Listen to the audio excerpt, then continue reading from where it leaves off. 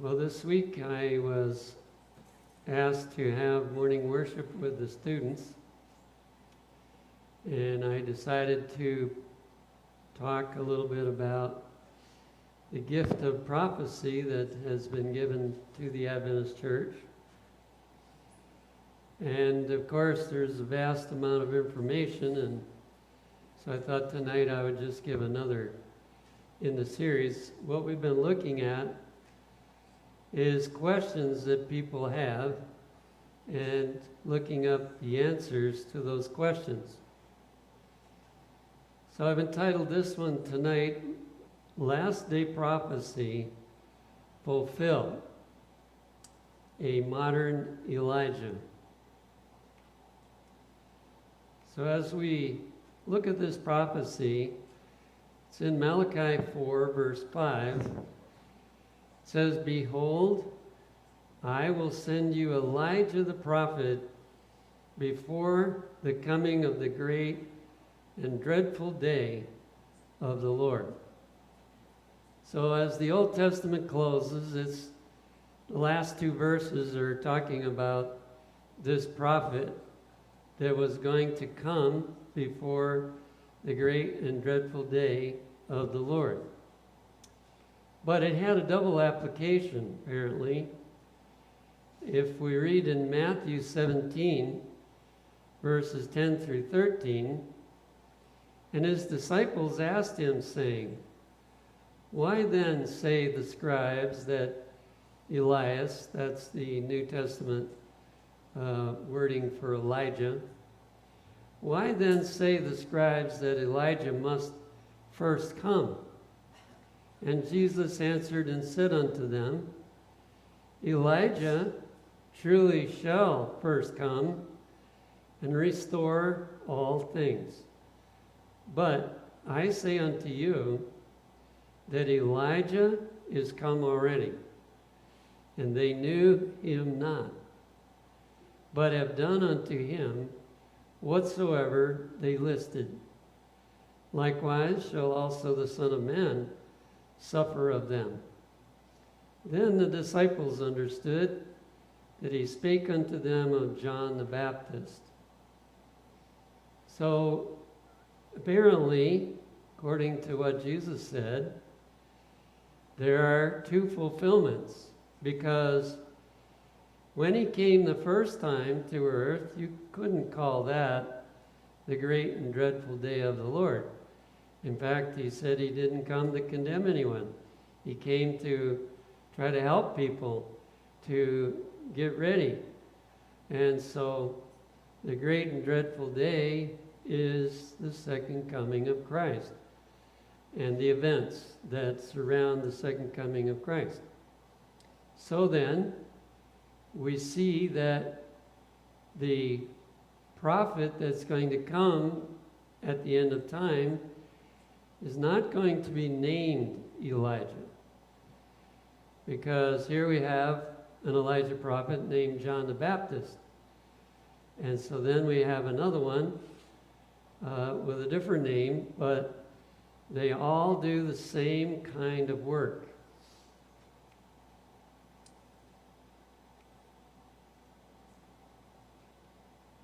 Now, there is someone that claimed to fulfill that prophecy, and either they are a liar, and therefore we wouldn't want to listen to anything they had to say, or they're telling the truth. This is from Testimonies to Ministers 475 and 6. "Somebody is to come in the spirit and power of Elijah. There are many who cannot distinguish between the work of God and that of man. I shall tell the truth as God gives it to me. And I say now, if you continue to find fault, to have a spirit of variance, you will never know the truth." Now the clue there is the change of pronouns. And first, Ellen White said that somebody had to come to fulfill that prophecy. They had to come and do the work that Elijah did. And then she starts talking about herself and points out some of the struggles that she had, which are the same struggles that Elijah had, because people didn't like the truth that Elijah shared. And so he had a rough time many times. Then, of course, we have another prediction in Revelation chapter 12, verse 17. It says, "And the dragon was wroth with the woman, and went to make war with the remnant of her seed, which keep the commandments of God, and have the testimony of Jesus Christ." So we understand that this text is giving two identifying marks of the final part of God's church. It's called the remnant, final part. They would keep the commandments, and if you look around at people that claim to be Christian, you see that the Catholic Church would teach us to keep 8 commandments, but not 10. And then the Protestants, they teach us we should keep 9 commandments, but Seventh-day Adventists teach all 10 commandments should be kept. So we can see that it's talking about us, and just to make sure, it gives a second identifying mark, which unfortunately has been twisted out of its original meaning. I heard a parable is the testimony of Jesus.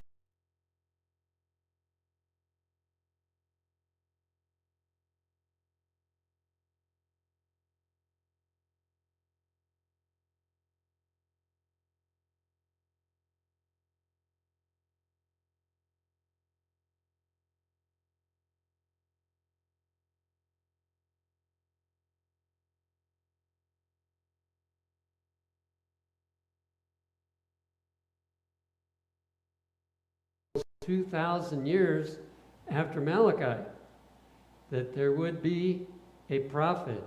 And when you find a church that has a true prophet and keeps all 10 commandments, you know you've found the right church. That's the true meaning of this. That's the way our pioneers taught it. But, you know, people today think they have a better idea sometimes. But you can't get a better interpretation than that one.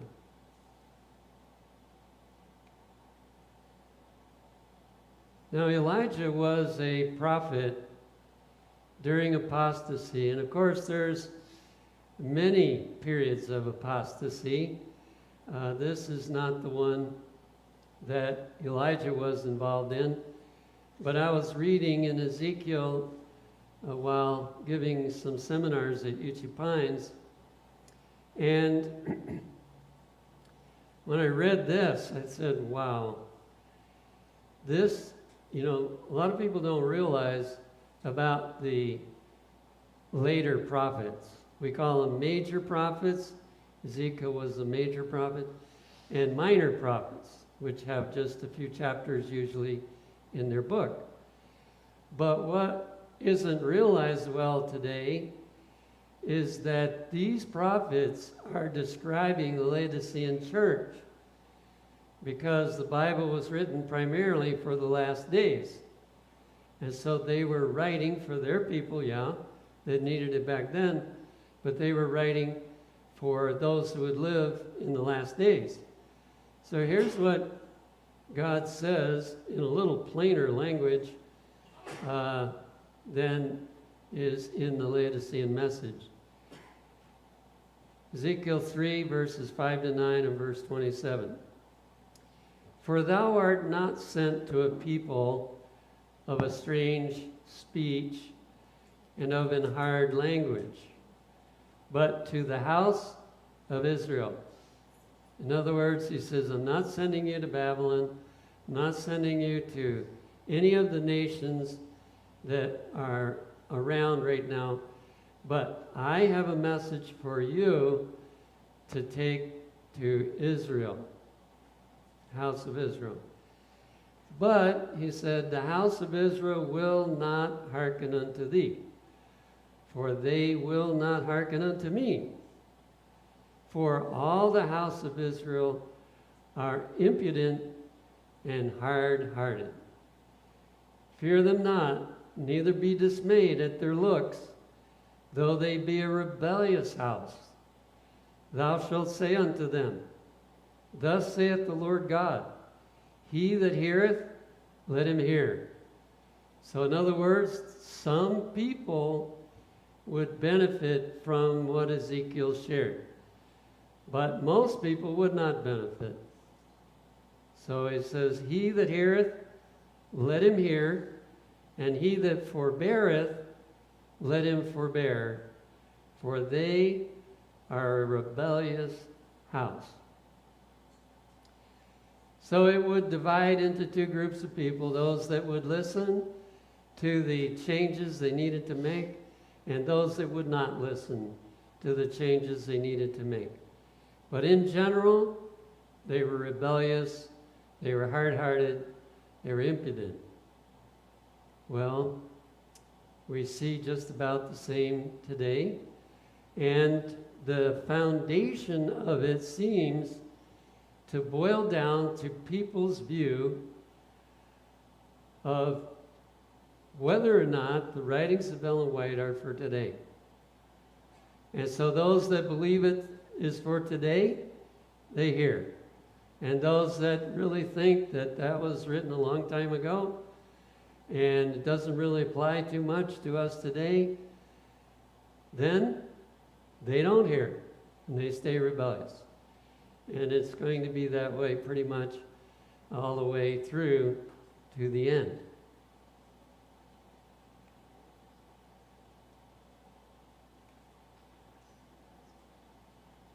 The first misunderstanding that we're going to look at is this little phrase called the lesser light. And it seems like that there's a variety of viewpoints as to what that means, but almost none of them are good viewpoints. And so, I grew up with that phrase, and it sort of said that her writings are somehow a lesser inspiration, and the Bible is above what she said. But later, after I came to Wildwood, I decided to research that phrase and see how it's used in other places. So here's the one that people look at and they stop halfway through. The Lord has sent his people much instruction, line upon line, precept upon precept, here a little and there a little. Little heed is given to the Bible, and the Lord has given a lesser light to lead men and women to the greater light. And they stop right there. Well, if you stop there, you don't understand the full meaning of the paragraph. Notice what it says next. Oh, how much good would be accomplished if the books containing this light were read with a determination to carry out the principles they contain. Now you have to think, is she talking about the Bible, or is she talking about her own writings? And I think if you look carefully at it, you'll see she's talking about her own writings. So immediately after she says that her writings are a lesser light, she's not giving any indication that they aren't as important, or that you don't need to study them as much, or they're of less value somehow. But she goes on to point out how, because people are neglecting her writings, then they're missing blessings. It says, here's the blessings. There would be 1,000-fold greater vigilance.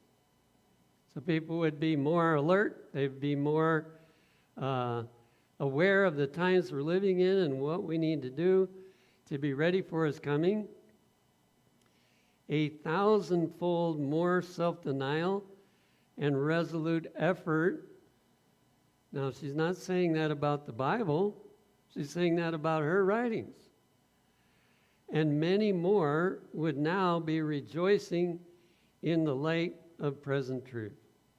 So, and we studied with the students that her writings actually help the Bible to be understood.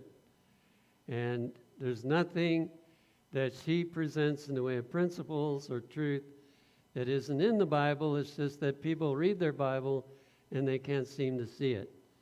So, obviously, this quote is not putting the Bible, to be the place we go to only, but we need to be able to see the value of studying them together. Well, that wasn't the only one I found, so here's another one. From Review and Herald of April 8, 1873. John was the lesser light. This is John the Baptist. I thought it's interesting that John the Baptist is an Elijah prophet, and he's called the lesser light. Ellen White is calls herself the lesser light, which was to be followed by a greater light. So in this one, Jesus is the greater light, and John the Baptist is the lesser light. He was to shake the confidence of the people in their traditions and call their sins to their remembrance and lead them to repentance, that they might be prepared to appreciate the work of Christ. Okay, thank you.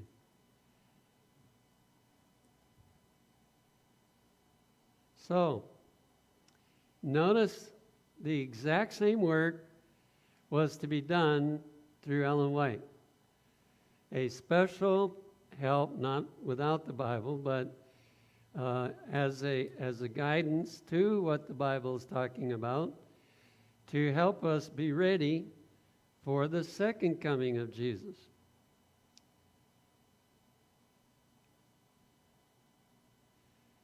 Here's another one I found, Signs of the Times of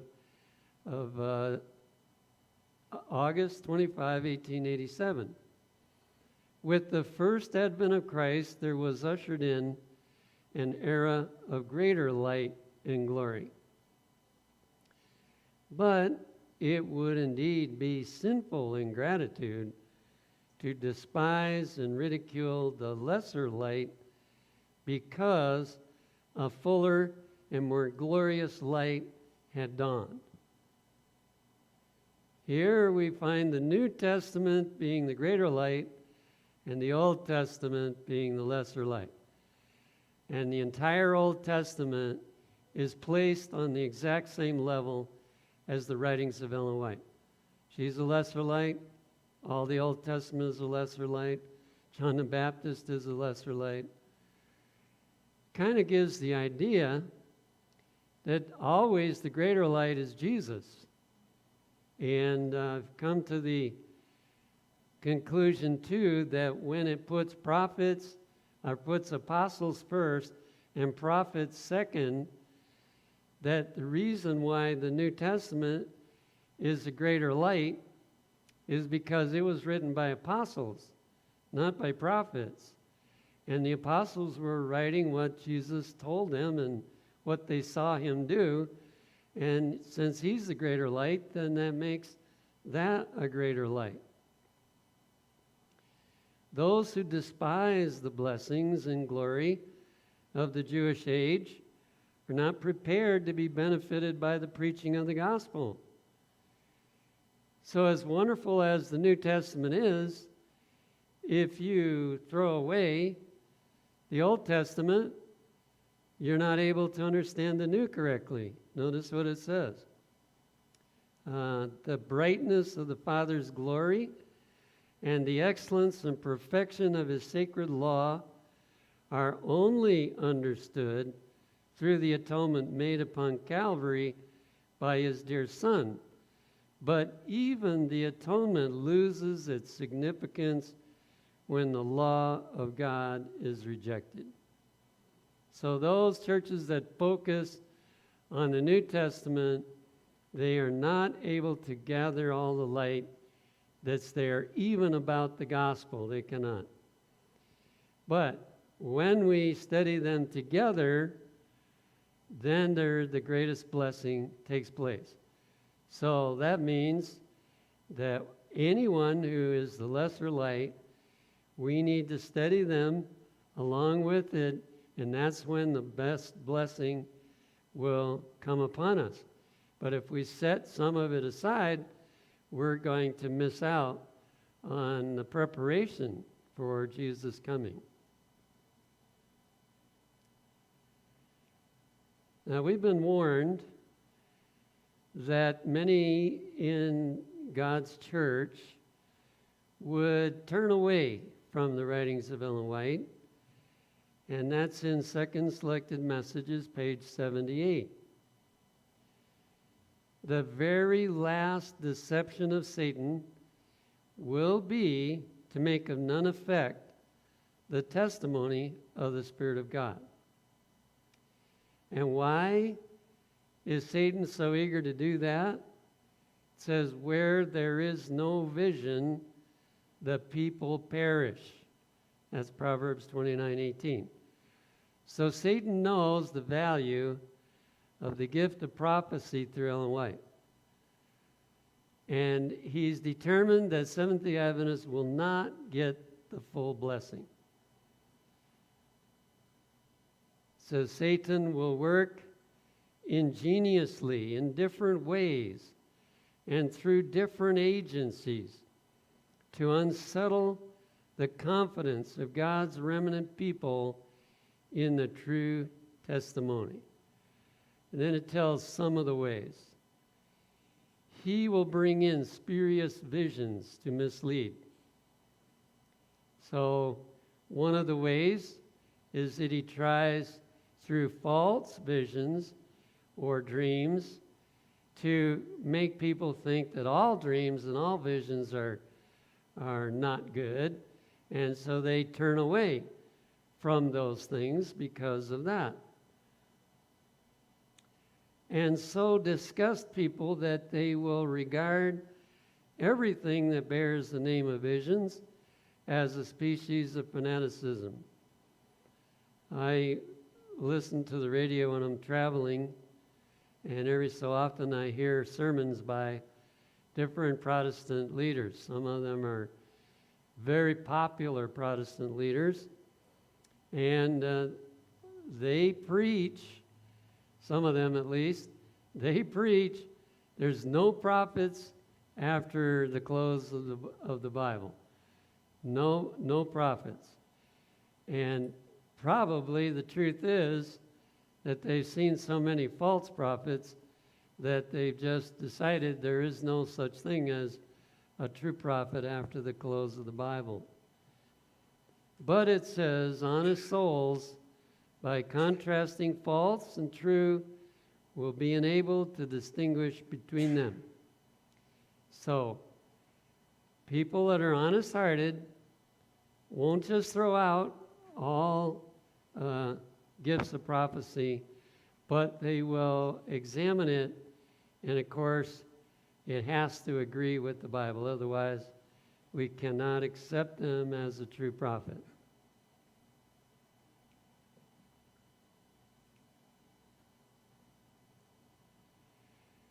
Another comment about the condition that will exist, First Selected Messages 48, there will be a hatred kindled against the testimonies, which is satanic. Now you can also guess that those who teach what the Lord gave through Ellen White are also going to experience that hatred against them. So there's a hatred against the messages and against the messengers. While Ellen White was alive, it was directed at her because she was giving those messages. Now that she's passed away, if we present the same messages she gave, then we can expect this satanic hatred to be leveled against us. The workings of Satan will be to unsettle the faith of the churches in them. Now that has happened to a very large degree. And it seems like the bigger the church, the more likely that attitude prevails. In working for Youth for Jesus, I have spoken in some churches, and 2 of them, it was made plain to me, do not use any quotations from Ellen White. Well, I didn't, but I used some pretty pointed quotations from the Bible, and I saw some of them squirming a little bit under what the Bible said. But the workings of Satan will be to unsettle the faith of the churches in them. For this reason, why does Satan want that? Satan cannot have so clear a track to bring in his deceptions and bind up souls in his delusions if the warnings and reproofs and counsels of the Spirit of God are heeded. So we will be very wise when somebody comes along and presents something new and they give their Bible evidence for what they're teaching. We would be wise to go and check what God revealed to Ellen White before we accept that idea, because it just might be a twisting of the Bible.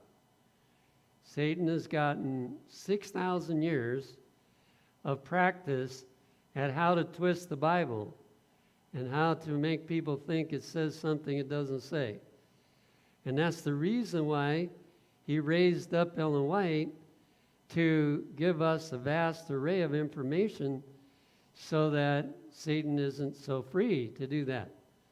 People even twist that, but it's a lot harder. And here's another one, First Selected Messages 41. Soon, every possible effort will be made to discount and pervert the truth of the testimonies of God's Spirit. So there's 2 key words. Now, Seventh-day Adventists love discounts. If there's a 25% discount, you know, the word goes around, you can go to such and such a store and get it 25% off. Or if it's 50%, then we might even buy some things we don't need because it's such a bargain. And once in a great while, there's a 70% off. And that really brings a big smile to our faces. Well, as far as I can tell, I'm talking about the average Adventist. The average Adventist has discounted from 50 to 70% of the spirit of prophecy. And, you know, even though they say they believe in the spirit of prophecy, they really only believe in 30 to 50% of what it says. But that was predicted. It said that Seventh-day Adventists were going to discount Ellen White's writings. And the other is pervert. So, you know, there's nothing that can be written that cannot be perverted by somebody. And so people are going to try to twist what Ellen White meant and present something she didn't mean to present. Those are all things that are going on big time right now. And if you haven't been exposed to it, you will. But the worst part is if you've been exposed to it and didn't know, then you've been deceived. And that's even more serious. But one by one, you should study things out and make sure that it's not just the Bible, but the spirit of prophecy that says the same thing.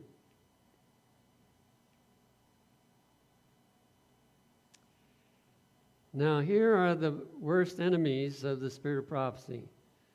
1888 Materials, 194. I tell you, the work God has given me to do has not suffered and is not likely to suffer half as much from open opposers as from my apparent friends.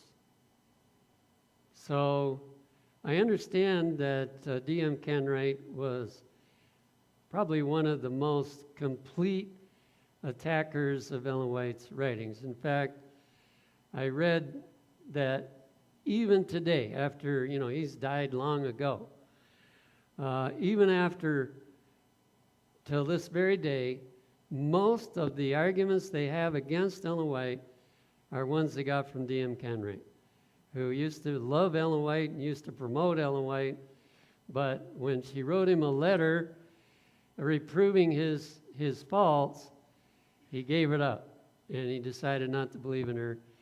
Twice that happened, though. He came back in and promoted Ellen White again, and then he went back out and blasted Ellen White, and has been used to continue people wanting to blast her. But notice the worst enemies are people that say, I believe in her writings. Now, that's in the setting of some of the leaders, that had taken that position. And so the same thing has continued to happen by different leaders who say they believe in the spirit of prophecy, but then they teach you false principles which causes you to discount her writings. So they're the worst enemies.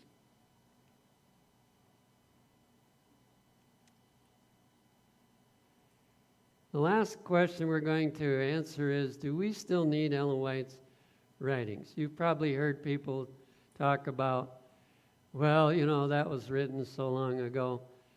I don't say anything to them because I'm not trying to be mean to them, but I often say, well, if Ellen White's writings were written so long ago, what about the Bible?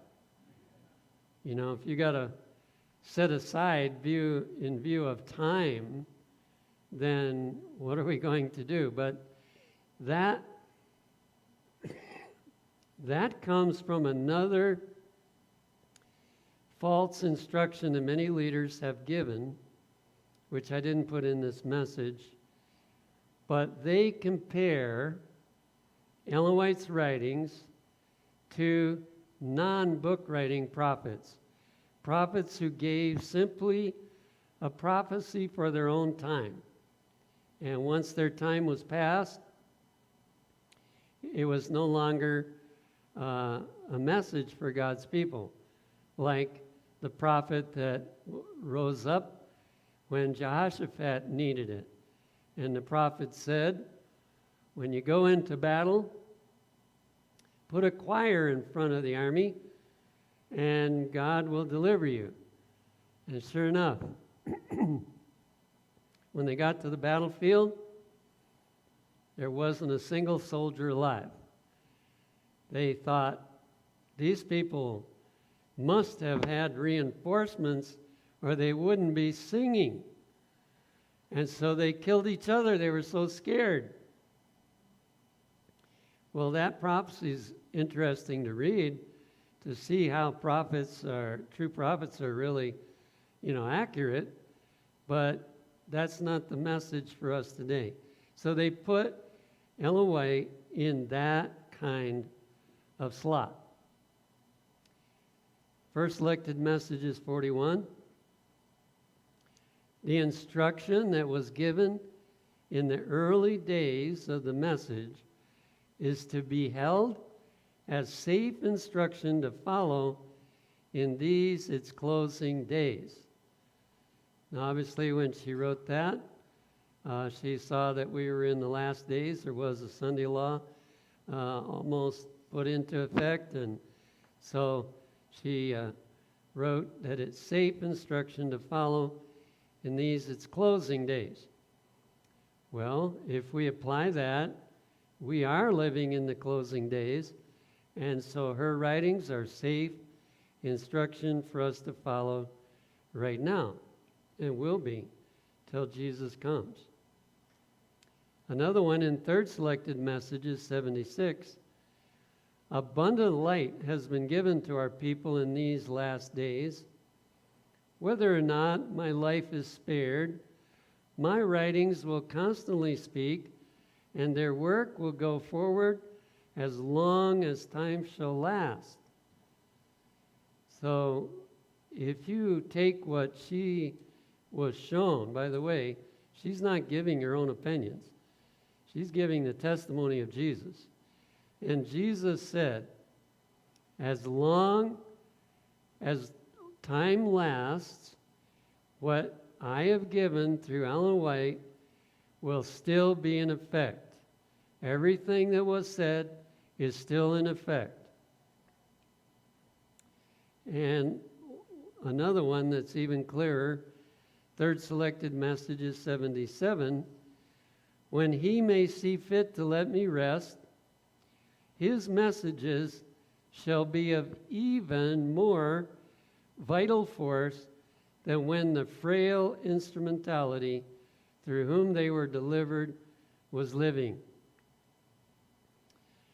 Now, if people could twist the first two, they can't twist that one because it's so plain.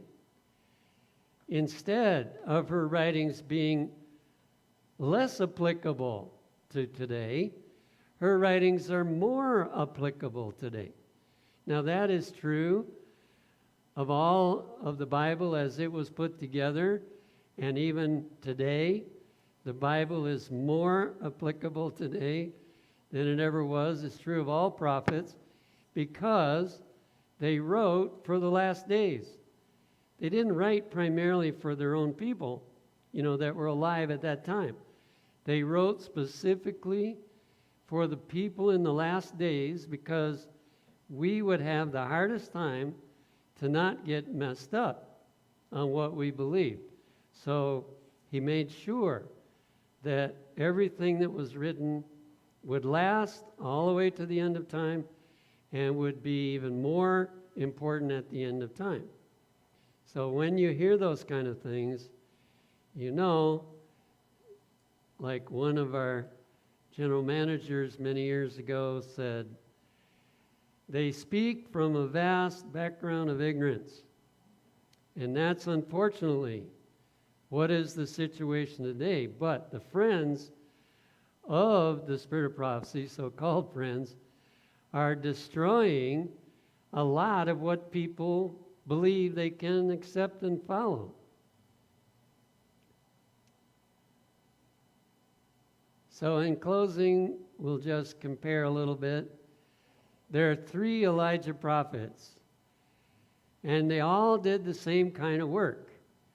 There was Elijah, John the Baptist, and Ellen White. All 3 of them served in a time of apostasy. Now Ellen White, when she first became a prophet, there wasn't too much apostasy, but it wasn't very long until, and most of her time, it was in a time of apostasy. Second, all 3 were given messages to reveal sin. And part of Ellen White's writings was very specific, telling individuals what was wrong in their life. And then people say, well, my name's not on it, so I don't need to pay attention to that. That's not true. God revealed through her that we need to read the ones that were written to specific individuals, and we need to pray about it and see if it applies to us. Because when one person got the letter, it might apply to 10,000, 100,000 people.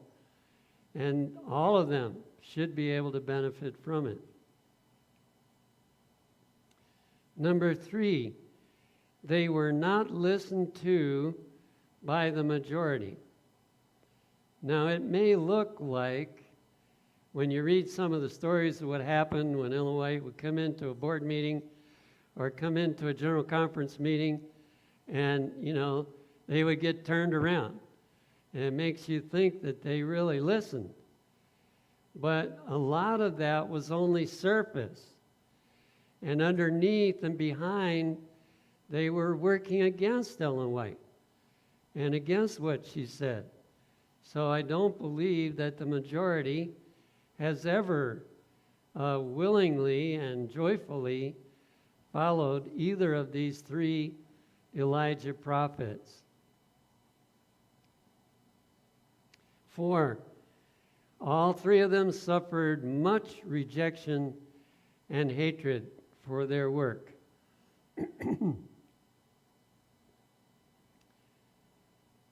And as we studied, all 3 of them can be called a lesser light.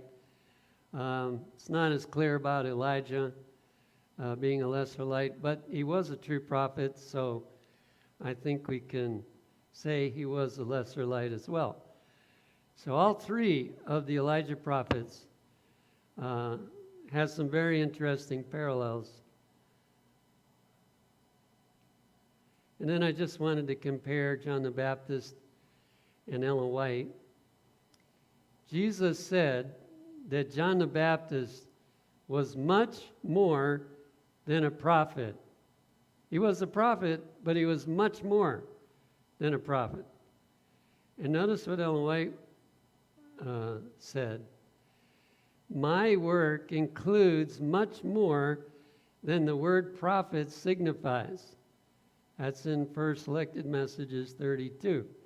So I think we can say that Ellen White was a prophet, but she was more than a prophet. In fact, the term prophet was not her favorite term anyway. She liked messenger. And second, Jesus said in Luke 7:28, there is not a greater prophet than John the Baptist. And I think if you would stop and think about it for a few minutes, you would see that there is not a greater prophet than Ellen G. White. Just the volume of written material far exceeds any other prophet. And I don't know what, the smallest or the prophet that wrote the closest amount to her would be, but it would be far, far below the material that she wrote. And so I think these 2 comparisons are very clear that John the Baptist and Ellen White were called to do a similar work, one before the first coming of Christ and the other before the second coming of Christ. And the only people that are going to be ready for Jesus' coming are those that will be willing to read and practice not just what the Bible says, but the details that are brought out in the writings of Ellen White.